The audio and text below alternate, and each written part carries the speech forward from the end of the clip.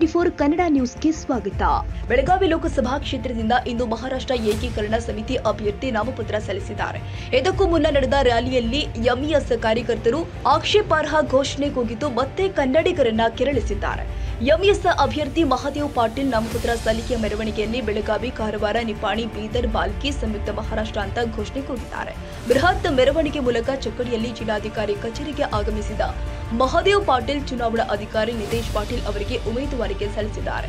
आभार मानतो, कारण मराठी भाषा टिकावी, मराठी संस्कृती टिकावी. आज एका बाजूला राष्ट्रीय पक्षाला उमेदवार मिळत नाहीये. जो उपरा उमेदवार आयात केलेला उमेदवार या ठिकाणी एवढ्या मोठ्या पक्षाला एवढ्या जिल्ह्यामध्ये उमेदवार सापडू नये याच्या एवढी लाजीरवाणी गोष्ट कुठलीही नाही. आणि दुसऱ्या बाजूला घराणेशाही चालू आहे.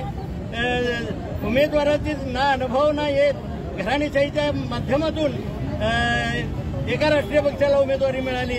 त्यामुळे महाराष्ट्र एकीकरण समितीला जी उमेदवारी ज्या कार्यकर्त्याला मिळाली त्याला 51 वर्ष संघर्ष करावा लागला. अशा एका कार्यकर्त्याला म्हणजे महादेव पाटील यांना उमेदवारी मिळाली. त्याच्यातच आम्ही मराठीवासी समाधानी आहे आणि जिद्दीनं येत्या 7 तारखेला 7 मेला जिद्दीनं मतदान करून महाराष्ट्र एकीकरण समितीला निश्चित विजयी करणार आहेत. मराठी भाषिक जनता जवळजवळ 4.5 ते 5 लाख मराठी भाषिक जनता या जिल्ह्यामध्ये आहे आणि एक गट्टा मतं जर ती महाराष्ट्र एकीकरण समितीला मिळाली तर या दोघांच्या भांडणात महाराष्ट्र एकीकरण समितीचा लाभ होण्याची चिन्ह आहेत. म्हणून प्रत्येकानं जिद्दीनं मतदान करावं इतकंच मी आजच्या दिवशी मी सांगू इच्छितो. धन्यवाद. हर हर महादेव, घर घर महादेव. धन्यवाद. महाराष्ट्र एकीकरण समितीचे उमेदवार महादेव पाटील साहेबांचा जय हो. छत्रपती शिवाजी महाराज की जय. धर्मवीर संभाजी महाराज की जय. ಮೆರವಣಿಗೆಯಲ್ಲಿ ಎಂಇಎಸ್ ಕಾರ್ಯಕರ್ತರು ಕೇಸರಿ ಪೇಟ ತೊಟ್ಟು ಪಾಲ್ಗೊಂಡಿದ್ರು. ಎಲ್ಲೆಡೆ ಭಗವಾ ಧ್ವಜಗಳು ಕಂಡು ಬಂದಿದ್ದಾವೆ. ಮಹಿಳೆಯರು ಕೂಡ ಅಧಿಕ ಸಂಖ್ಯೆಯಲ್ಲಿ ಆಗಮಿಸಿ ಎಂಇಎಸ್ ಅಭ್ಯರ್ಥಿಯನ್ನ ಬೆಂಬಲಿಸಿದ್ರು.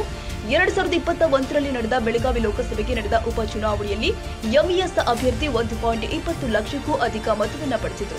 ಗೆಲುವಿನಲ್ಲಿ ಮರಾಠಿಗರ ಮತಗಳು ಪ್ರಮುಖ ಪಾತ್ರ ನಿರ್ವಹಿಸುವ ಹಿನ್ನೆಲೆ ಈಗ ಮತ್ತೆ ಎಂಇಎಸ್ ಒಗ್ಗಟ್ಟಾಗಿ ಚುನಾವಣಾ ಕಣಕ್ಕೆ ಧುಮುಕುತ್ತಿರುವುದು ಕಾಂಗ್ರೆಸ್ ಬಿಜೆಪಿ ಅಭ್ಯರ್ಥಿಗಳಿಗೆ ಸವಾಲಾಗಿದೆ.